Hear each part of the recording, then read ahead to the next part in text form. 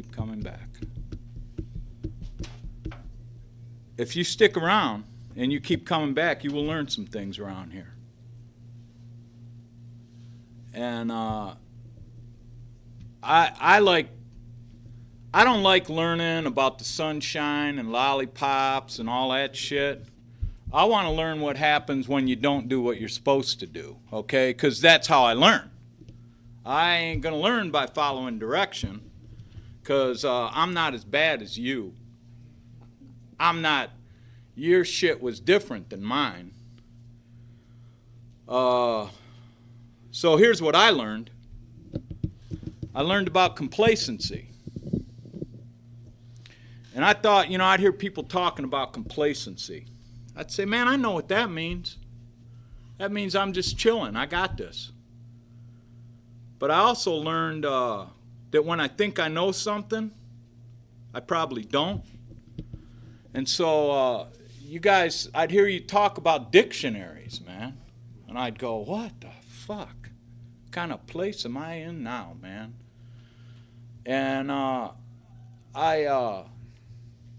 looked up the word complacency in the dictionary, and I found this out about dictionaries. See, I always had like Salvation Army dictionaries, them Thorndike and Barnhart's and shit. They were red and third grade reading level, and I was pretty good with that. But I don't know, dictionaries have different interpretations, but I looked in this collegiate dictionary, not because I'm a college student, just because I thought it sounded important that I'd be reading something out of a collegiate dictionary. And I looked up the word complacency because I knew what it meant, and what it said in that dictionary blew me away. It said that complacency is a feeling of contentment or self-satisfaction coupled with an unawareness of danger lurking nearby. Bingo. I get complacent. See, I don't get complacent when shit's going bad. When shit's going bad, man, I'll work my ass off.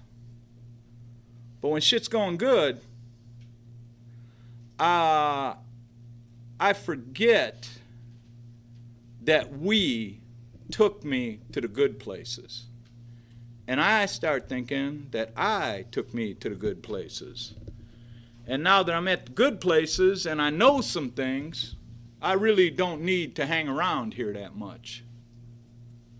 I got more important things to do.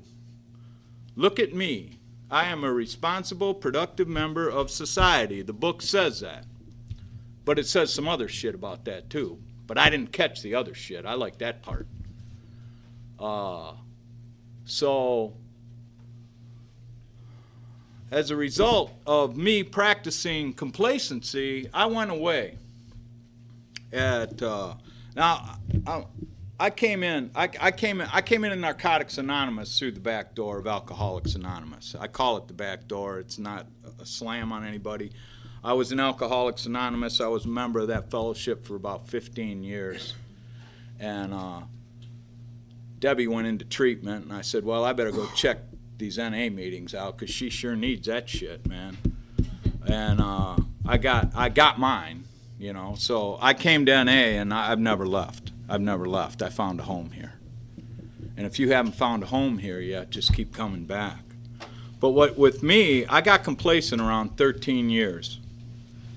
Because I had things going on, man. I had me a job and shit. Like, this is how I know I was getting recovery, because when tax time would come, I would go to the mailbox, there would only be one W-2 form. And I would have the same mailbox. And I would have the same phone number and shit. And fuck, I got it. What the hell do I need? I don't need to do nothing else now. Look at this, man. One W-2 form. I had a picture on my driver's license. I didn't have none of these things when I got here. That's why I talk about them. Well, here's what my complacency led me to. About 2 weeks shy of 15 years, my wife, who at that time we had been married probably 20 some years, I don't know, I get fucking confused, but I found myself in a violent situation where she was on the floor and my hands were around her throat. And I was going to kill her. I was going to kill her. And somewhere in that rage, a moment of clarity came. And it wasn't a spiritual connection at all. She reached up and grabbed me in the balls. And I'll tell you what, things got crystal fucking clear right then. And I backed up and I split. I split. And she went to treatment.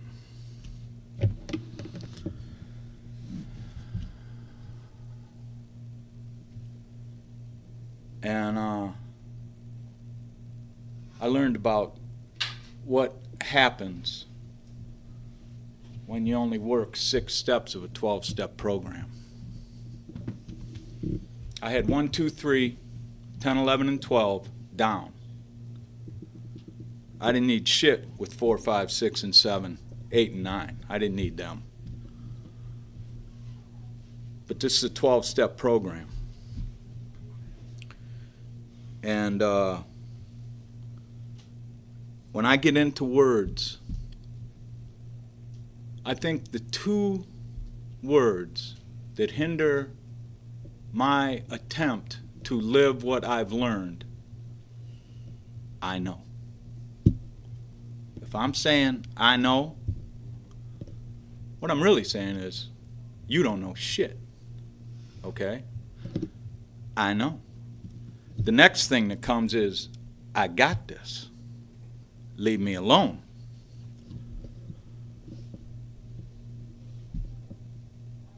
Through steps 4, 5, 6, 7, 8, and 9, which I really never really applied till I came into the rooms of Narcotics Anonymous, I've learned that what I know is the reason I'm here.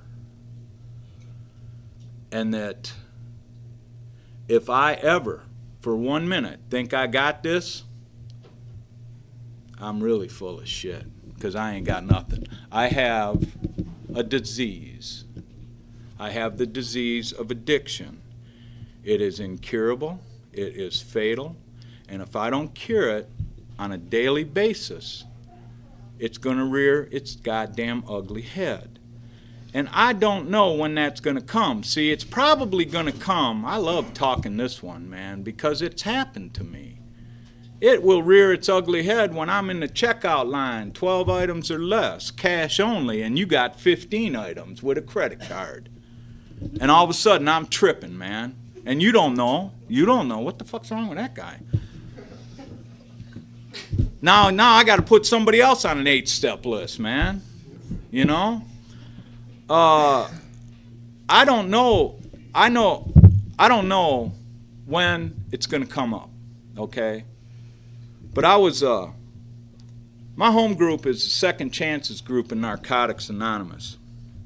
We meet in Sault Ste. Marie, Michigan on Thursday night at 7 o'clock, and it's the only group in the Eastern Upper Peninsula.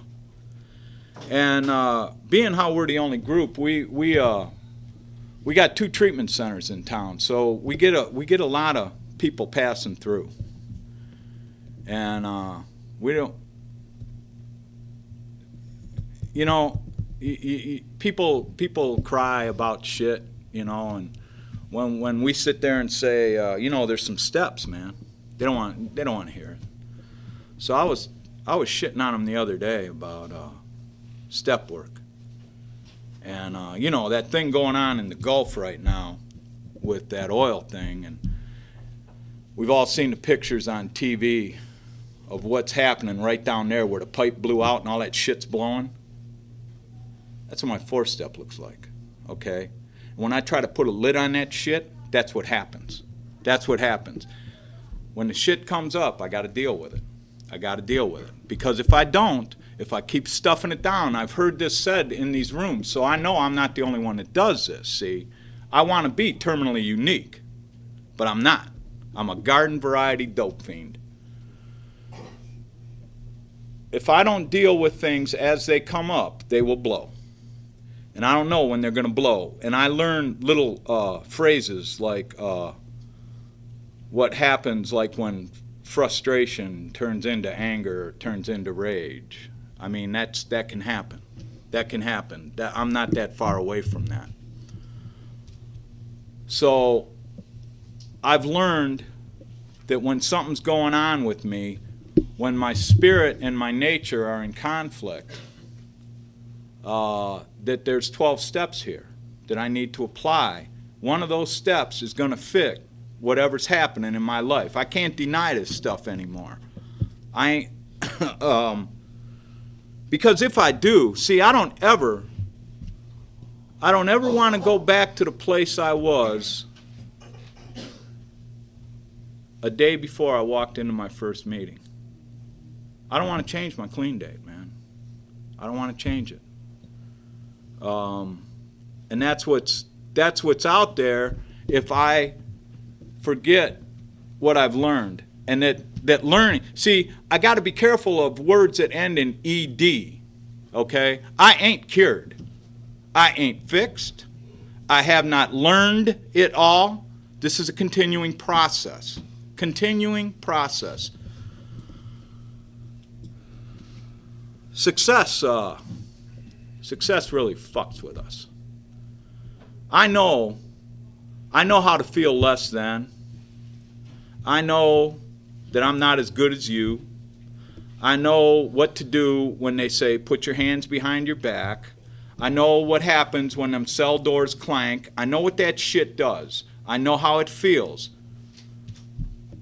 What do I do when the boss calls me in the office, sits me down, gives me a personnel evaluation, and it's just glowing?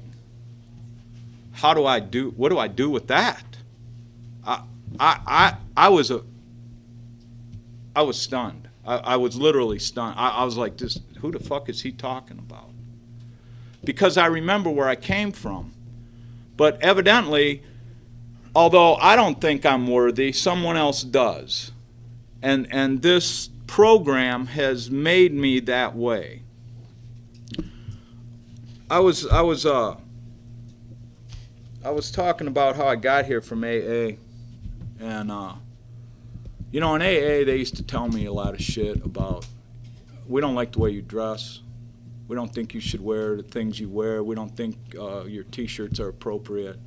So like I'm making this switch into Narcotics Anonymous, and I'm thinking, maybe it's time to reinvent, because everything I think got me here to NA. Remember what happened to me at 15 years. That 15 years clean. I damn near caught a case of murder. So I'm thinking, I'm starting to take this shit. Maybe I need to listen to what these guys are saying, and I'm gonna maybe I need to get rid of them t-shirts, man. I think they're funny, okay? I got some pretty funny t-shirts, I think. You do. I think they're pretty funny. Well, so I go to this NA, this workshop thing down in Ohio, and it's down in Liverpool, Ohio, and the guys that put this thing on are the people that were very instrumental in the writing of our basic text. So these are our predecessors. So it's a 12-step retreat. And the premise is that there's probably about 100 people there, and there's all these round tables, like 8 top tables. And people would come up and they would open up a step for like 15 minutes at the mic, and then everybody would break into these groups and you would discuss that step, and that's all you discussed was that step. So the guy that opens the meeting is sharing on the first step, and he's wearing a t-shirt that says, roll me in honey and throw me to the lesbians. I'm like, I'm home, man. I'm home. I don't have to throw my t-shirts out.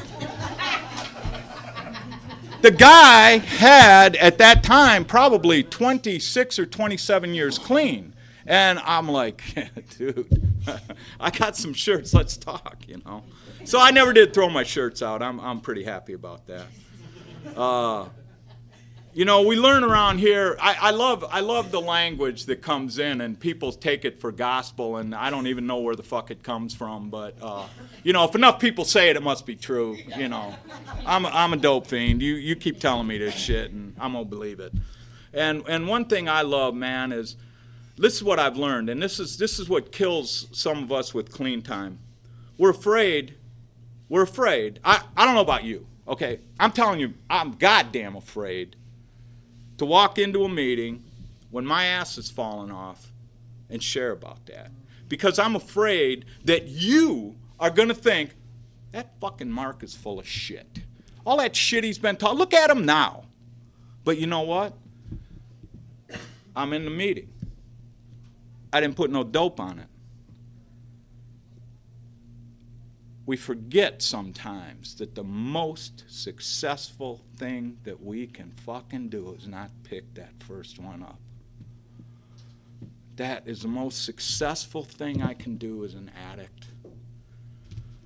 But I'll be fucking sniveling about whatever drama is occurring at the time. And some little son of a bitch with 15 days clean will pipe up, do the next right thing!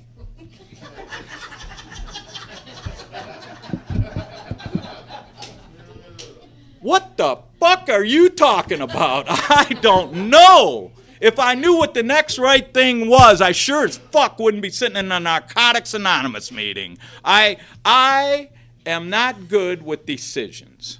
You know what, man? I get good ideas. Oh, I call it the buckwheat syndrome. You know, remember buckwheat on the Little Rascals? I got a good idea. And shit went wrong every time, man. Well, when I'm buckwheat, man, watch the fuck out. Because I'll get me some damn good ideas. You know, this is why we put people in our lives that we can run these good ideas by. You know, really? Maybe you ought to rethink that shit. Why? Fuck, I've been running this shit around in my head for 2-3 days now. I think it's great. Just don't use, man. Just don't use. You know, and that's where I go, really, that's where I go with insanity today. See, this is what I've learned. The definitions change, man. And if they don't move yet, okay? Because the shit's got to change, man. It's got to.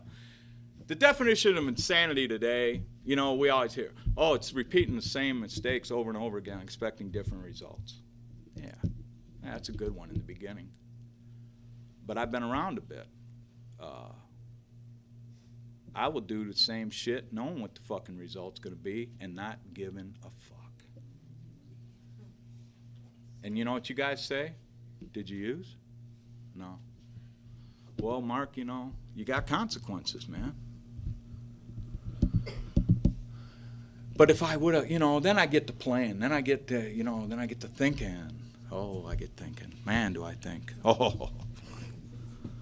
I sometimes, I rewrite this program every once in a while because, you know, they didn't know what the fuck they were doing. Dumbasses. I don't know why and how it works. I skip a line in there. Maybe because I accept it, but that part where it says thinking of alcohol is different from other drugs has caused a great many addicts to relapse. I eliminate a lot of that shit. Thinking has caused a great many addicts to relapse. Because when I start thinking, and I don't run them thoughts by anybody, because I don't want to run the thoughts by because you might think that I'm not worthy. I already think I'm not worthy of what's going down. So when I run this shit by and you look at me all fucking crazy, I'm like, yep, God damn it. They're right. So I'll go talk to somebody else. Fuck it. You know, Bob, you just go talk to somebody else. I'll find somebody to listen to my shit. The ability, listening, the ability to listen is a gift. Our book says that. And it grows as we stay around here. I couldn't listen at first. Fucking voices were pretty loud, knees bouncing and shit, man. Tapping on the fucking tables, rattling the ashtrays. Fuck, when's this shit gonna be over? I got a lot of shit to do. Fuck, I gotta do. Hope like hell I can get out the door and make it to the next meeting so I can come back and say, I did it. See, I did it all in about 3 days. By the third day, I was ready to tell all y'all how to do this shit, man. And you just smiled. Keep coming back. And that's the only part that's the only part I've ever done right. That's the only part I have ever done right. I kept coming back, well, except for that little vacation I took around 13 years, but I kept coming back and I didn't use. And I really think that we need sometimes to talk about the success that we have in this program. Let me tell you where Narcotics Anonymous has taken me. I work for the Department of Corrections, not with a 6-digit number. They hired me. And as a result of that, I became active in the union. I became the president of the local. Basically, I showed up at the meeting and had a fucking contract. I mean, that was no big deal, really. But I've stayed there for many years. And people in organizations outside of Narcotics Anonymous have looked at me and have made me chairs of various committees. And I serve on a committee at a national level in Washington, D.C. And about once or twice a year, they pick up the tab to take my dumb ass out to Washington, D.C. to hang out with all these corrections officers and law enforcement officials. And we go up on Capitol Hill and we lobby for safety and rights, social rights, you know, for law enforcement people, because you know how we are out there, man. We're gunning them motherfuckers down. They ain't wearing bulletproof vests and shit. So we do that. That's what we try to do. When I got appointed to this committee, I know how this shit goes. You go in a day early. You meet at the bar. You hang out. You develop a relationship based on how fucked up you get. And when the meeting's over at the end of the day, you go back to the bar and you get fucked up some more. And I told Debbie, I said, you know, I'm not even going to hang at the bar and drink Cokes. I'm not going to develop that sort of relationship with these guys. And if I can't get no juice on this committee as a result of that, then that's the way it is. I'm already an outcast because I'm not a corrections officer. I'm a food service supervisor. So I bring something different to the table anyways. And I've been serving on that committee for about 5 years now. And the last time I was there, or the time before, I think, yeah, it was the time before. I mean, I've been knowing these guys for 5 years now. And about the third day of meetings, you know, they're all coming in and they're all fucking hungover and shit, but there's this camaraderie there, you know, from the fucking partying. And I'm not part of that. And I start feeling less than. And I think, you know what, man? This shit ain't working. So I do what I do. I do what you taught me to do. Don't think. Go to a meeting. And I go to a meeting, and now, because we've been going back there for 4 or 5 years, we know people in Washington, D.C. And when we walk in the meeting, they say, hey, man, you guys were here last year. How you doing? And Narcotics Anonymous loves me. And I sit down and I tell them, I'm feeling less than. Because I ain't gonna lie to them. Oh, I'm doing great, man. Fuck. Hey, I'm lobbying on Capitol Hill. Are you fucking shitting me? You know? No, I'm tripped out, man. I'm tripped out. So I wanted to, and I'm gonna shut up here in a minute, maybe. But I talk about that law enforcement thing because on the way down here,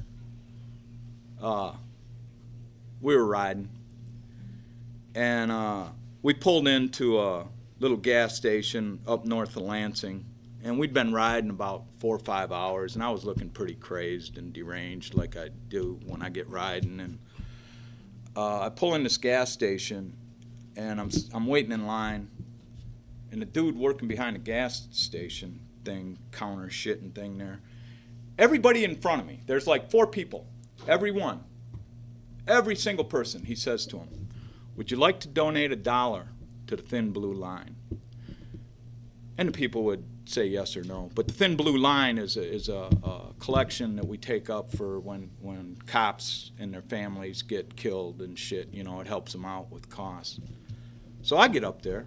Now, he'd said there's 4 people in front of me. I get up there. He don't say shit to me, man.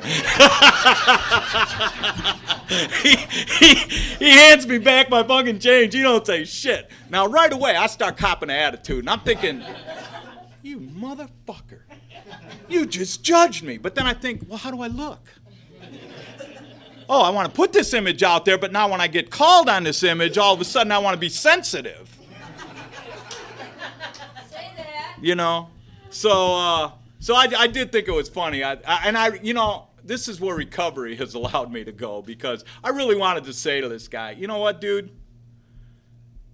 I've served with people on the Thin Blue Line. I've been to the memorials. I wanted to get into all that and justify why he judged me. But I'm thinking, what did you teach me? What's your side of the street, Mark? Okay. You know what? Here's the deal. I'm on a motorcycle that I love. I'm with a woman that I love, and she loves me. And I'm going to a place that I love to be with people that I love.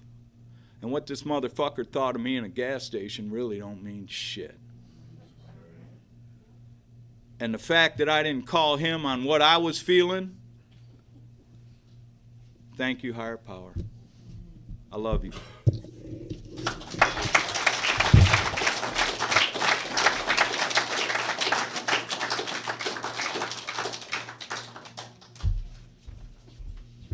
Thank you, Mark. Our next speaker, Troy.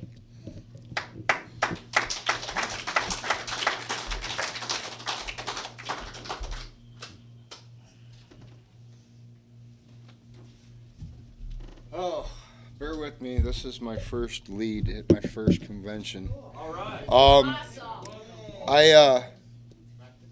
When I came and registered at the desk on Friday, my name's Troy, and I'm a grateful recovering addict.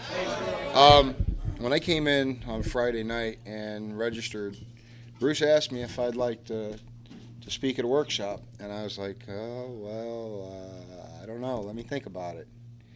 And talked to a few people, and they said, well, what'd your sponsor say? I said, I didn't even stop to think, call him. So I called him, and he's like, well, what's your heart tell you to do? I said, well, my heart tells me to share my experiences. And that's something that I've learned.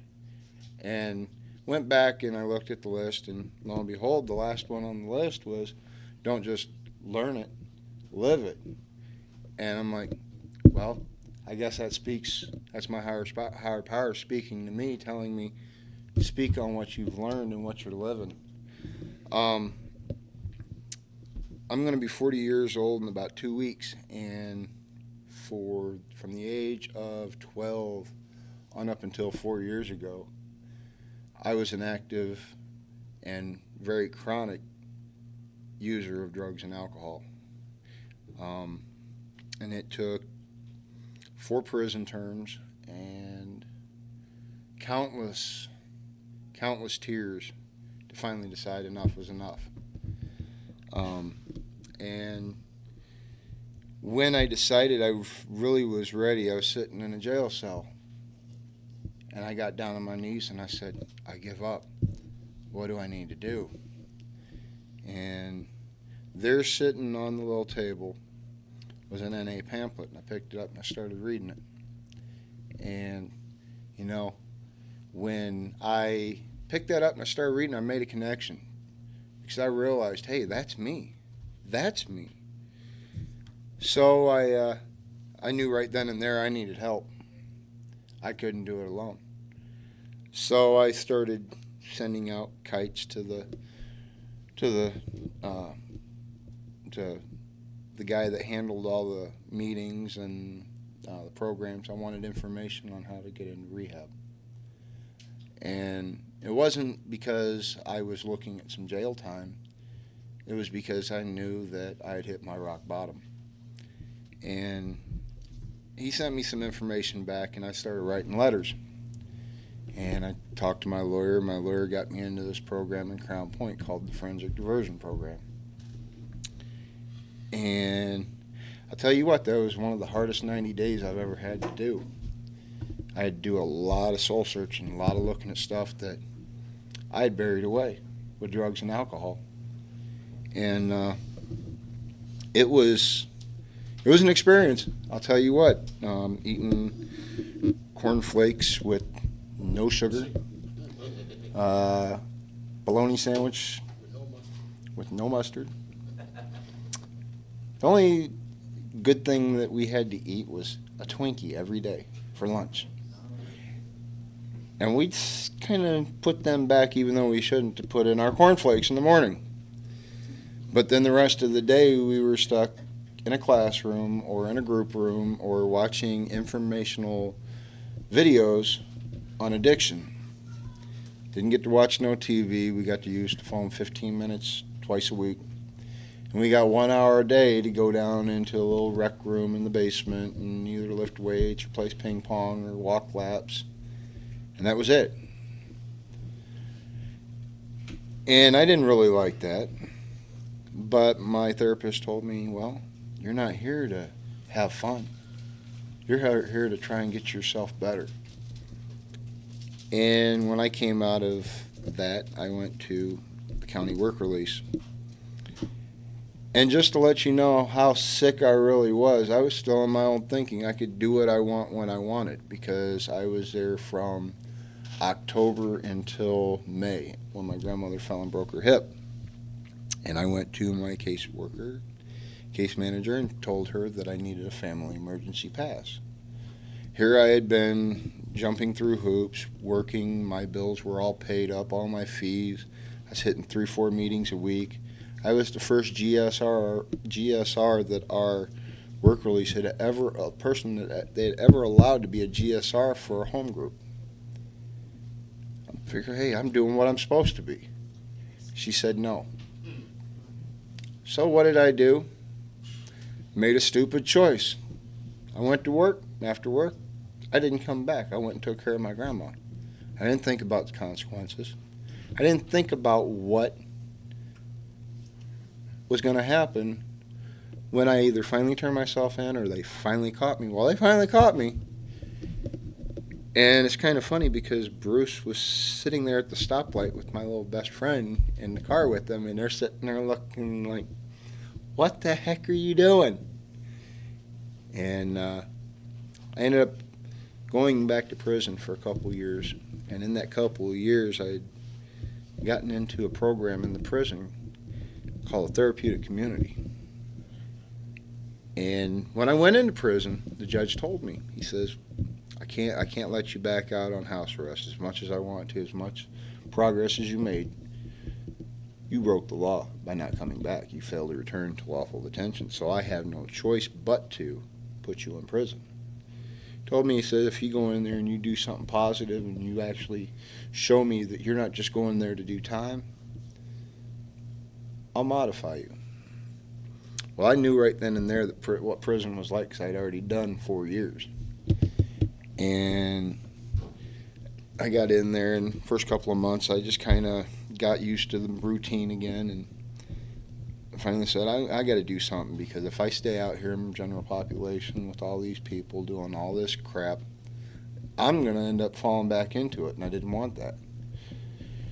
And they say that take yourself away from the people, places, and things, and that's exactly what I did. Something I learned how to live. And when I was in that therapeutic program, it was like military-style therapy.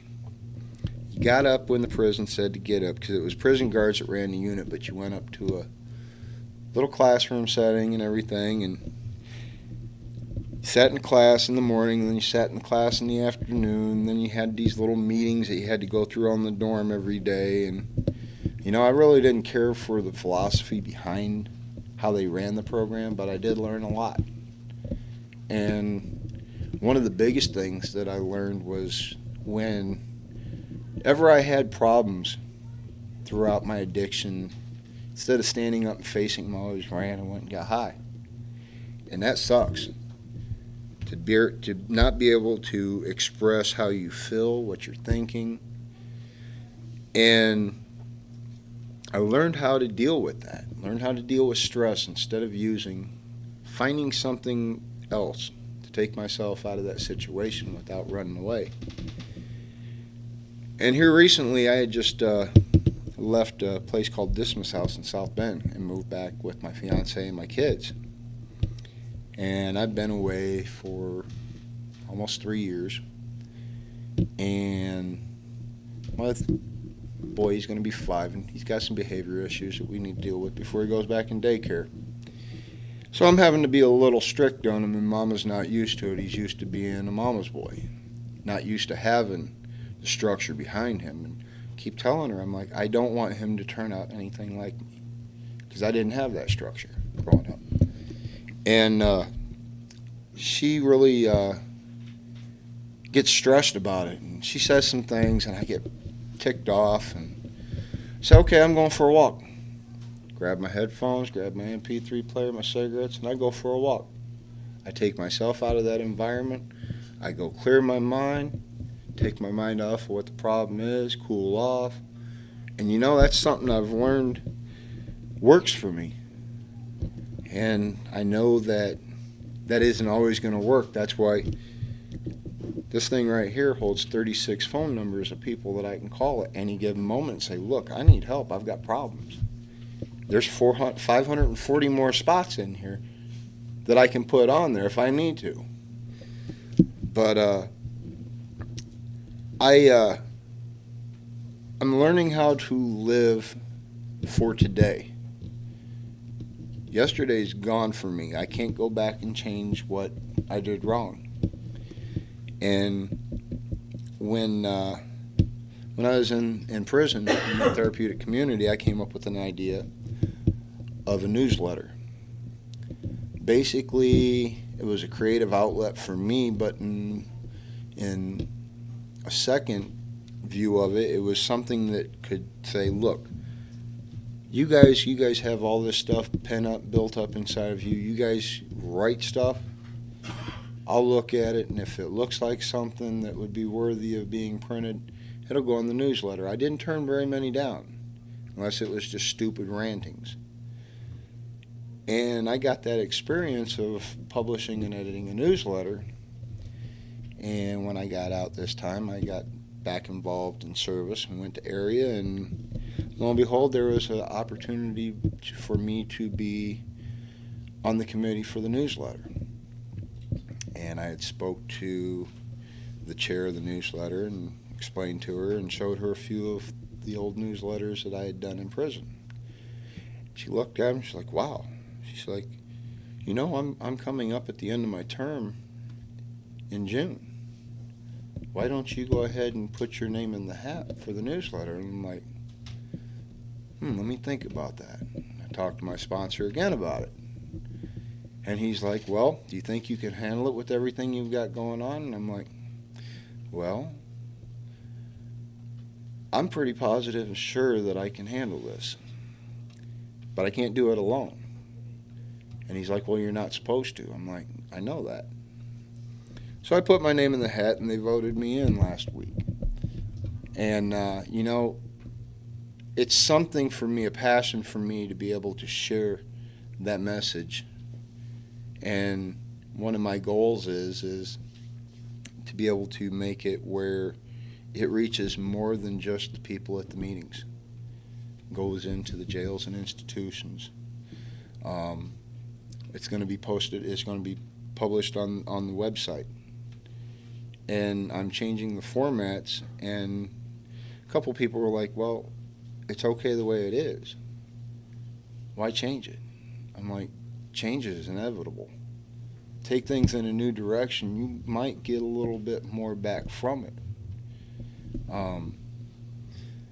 But I'm learning how to live my life not the way I want to live it, but the way that my higher power shows me to live it.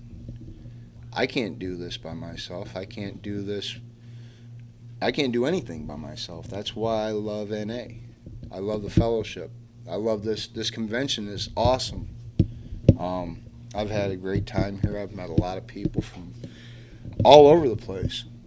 I thought when I came here it was just going to be people from this local area, and here it is, people from 3 or 4 different states that I've met here, probably more.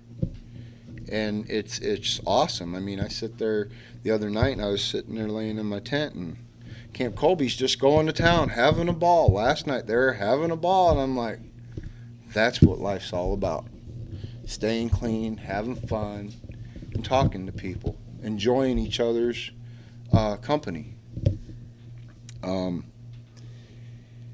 One of the things that my sponsor told me when I first came in, he says, you're okay today if you don't get a case of the efforts. And I looked at him and I'm like, that makes total sense. But what happens if I get a case of the efforts? He said, well, let's worry about that when that comes. He says, but when it does come, you better pick up that phone and call me. Because if you don't, you're giving up on yourself. And, I'm sick and tired of being in jail, in prison, out of my kids' lives. One of the most rewarding things of getting clean, besides feeling free again, being a part of my kids' lives.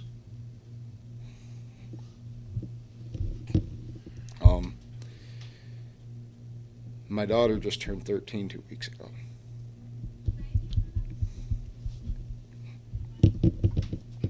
And, when she was born, I was the first to hold her. And that was the most awesome feeling in the world. And for 13 years, I was never there for her birthdays until this one. And I'm in school, and I'm working hard to do the right things for the right reasons. And when I finally got court papers from the courts about where my ex-wife lived, I sent her an email saying, hey, I know where you live now. She wrote me back, what now? I'm like, well, it'd be nice to be able to see the kids, but I know that you're probably not ready for that, so at least have them call me. And they called. We spoke for about an hour and a half for each one of them on different nights. And it was the Monday before her birthday, and we were sitting there chatting online, and I'm like, it's too bad I couldn't be there for her birthday. It would be awesome. She's like, why can't you? I was like, when, where, what time? And she told me and everything. I told her, I said, because Angela had said that it would be the most awesomest birthday if she could spend it with her dad.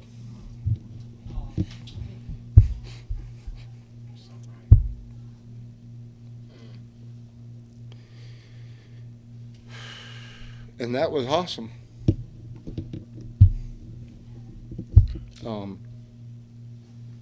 She came in the house after being at the park with her friends. They had had a birthday party and everything with her, and I walked in, and Melissa's like, go in the kitchen. She didn't even know I was going to be there. I told Melissa, I said, don't tell her, I want it to be a surprise. And, she told me on the phone, there's a picture of me holding her when she was born. And the tears streaming down my face are caught perfectly in that picture. And she says that every time she looks at that picture, that she knows that her daddy loves her.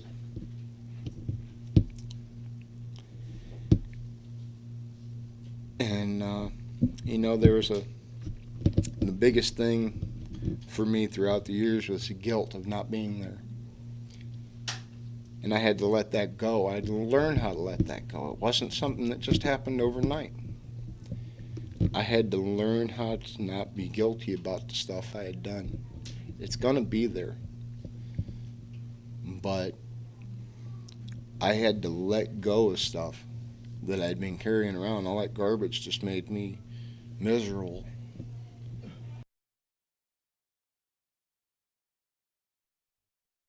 I was there, and that smile went on her face. That was the most rewarding moment in my recovery so far. Like I said, I just celebrated 4 years, and that 4 years wouldn't mean nothing if it wasn't for the rewards of being clean. And I couldn't have done it without NA. I couldn't have done it without the people that have stood behind me and said, "What are you doing? What the hell are you doing? You're getting off track again," or what I see you over here around this area for. There's no explaining if I'm in an area that might be suspect, even though I'm not doing the wrong thing, I'm in the wrong place, and they call me on it, which is good. And like I said, I've got a very good support network. I've got every reason in the world today to stay clean. First and foremost is for me. Because if I don't do it for myself, if I do it for my kids, if I do it for my family, I'm doing it for the wrong reasons. And you know, like I said earlier, I'm tired. I'm almost 40 years old. And the only thing I really have to show in my life are my children. I don't own a home. I've had countless cars and vehicles and stuff, and had property, and it's all been lost. But I have my life today because I'm clean. I have my life today because of Narcotics Anonymous and the people in it that have given me the strength, the hope, and the promise that if I do today what's suggested in the basic text, that I'll stay clean. And you know, this has been one of the most rewarding experiences being here for this convention of my recovery. Yeah, going through the rehabs and the treatment centers and all that, that was rewarding. But this just shows me that when you get clean and you go to these things and you meet all these people and you see that, hey, you're not alone, that there's other people out there that are fighting just as hard as you are, that you're not alone. Little Blue Bandit says, "Never alone, never again." I love that.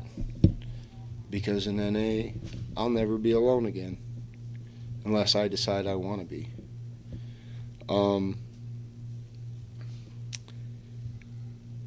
I look forward to next year. I'm already talking about figuring out how to get registered early so I can bring my whole family up here. Because I want them to experience what's going on with my recovery, what's going on with recovery. My oldest daughter, she's married and lives in Ohio, and she sees it firsthand with her sister, because her sister's an alcoholic, so she understands what addiction is. And I've put my fiance through 9 years of my in and outs. She told me this last time when I got out, she says, "This is it. It's either do or die."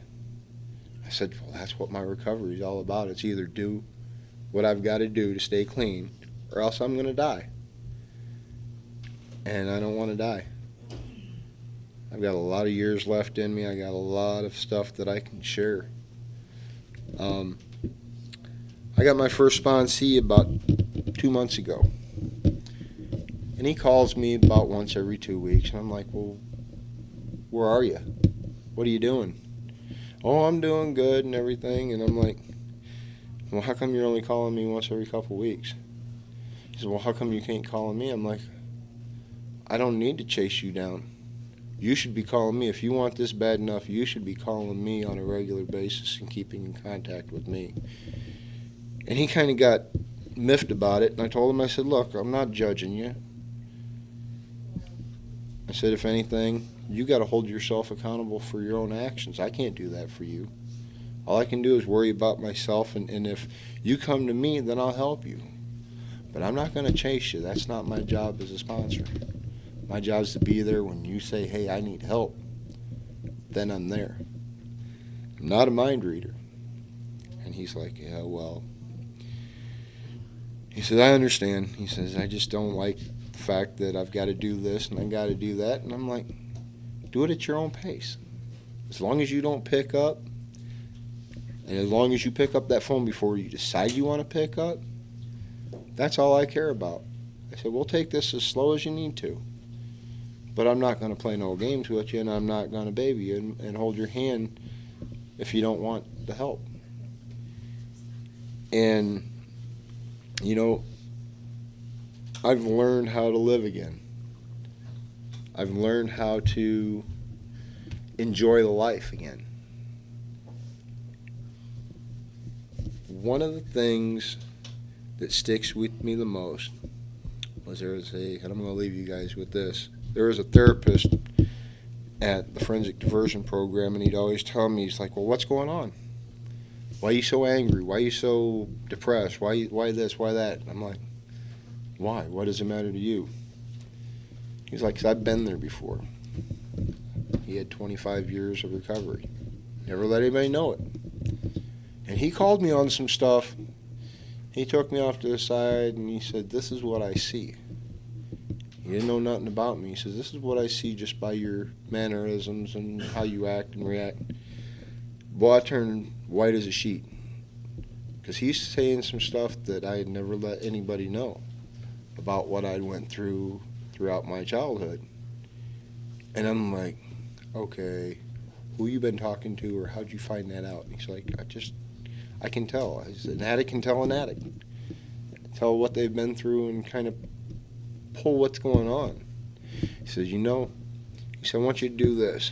He went like that. I'm like, what the? He went like that. He's like, I want you to go like this. I'm like, the hell is that? He's like, when you got some garbage, just let it go to God, and it's all good. Let Him have it. And that's what I do today. Friday night, after I got my tent set up, I went back there in the back where the tree is. Somebody said there's a tree back there. And I went back there, and I got a beautiful picture of it the next day, but I went back there with a little bitty flashlight. I got a little keychain flashlight. Walked back there, like, where am I going? I'm getting lost out. I said, I bet you they sent me on some wild goose chase. I get out there, I go up that little ramp thing, and I go around that corner. I see that big old tree with the moonlight in the background. Talk about spiritual. Because at the top, the way them branches go around it, reminds me of that crown of thorns. And, this has been a very rewarding and special time for me in my recovery. Because, like I said, this is my first lead. Probably not my last, but I'm glad to have been able to share with you guys. And thank you for having me.